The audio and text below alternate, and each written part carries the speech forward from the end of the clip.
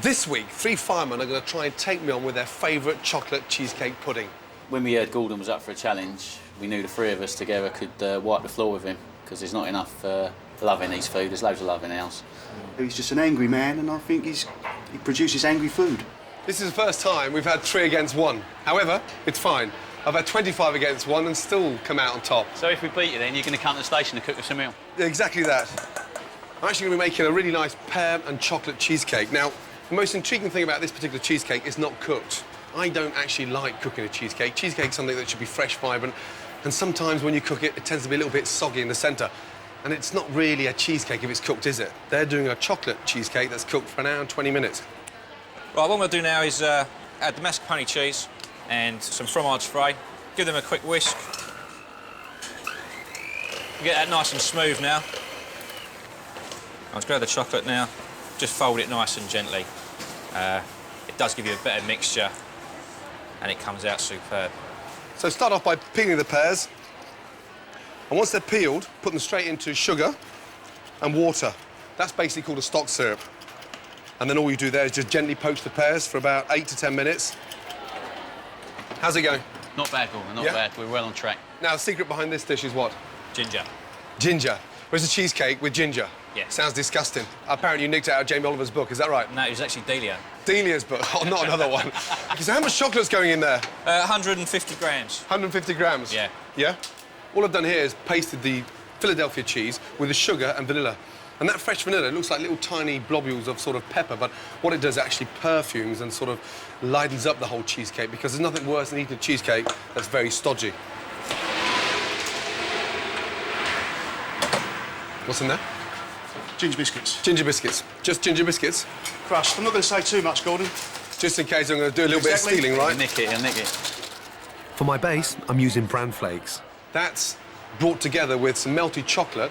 You just get 2 pieces of greaseproof paper and then take your mixture and just place it onto the greaseproof paper. You just roll that, just as you would rolling pastry.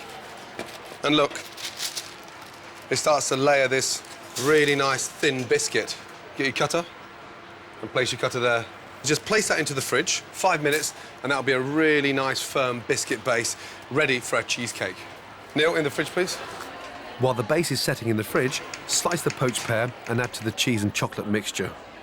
Then after 5 minutes, look, nicely lined biscuit base. Once the base is set, pipe the mixture into the mould. Once you've filled up the mould with the mixture, they go into the fridge for about 8 to 10 minutes to set. Right, Paul, base is ready. Now all I'm going to do is add my mixture to the biscuit base. I'll place all that in there. Now that is ready to go straight in the oven for an hour and a quarter. It's the moment of truth for our chocolate cheesecakes.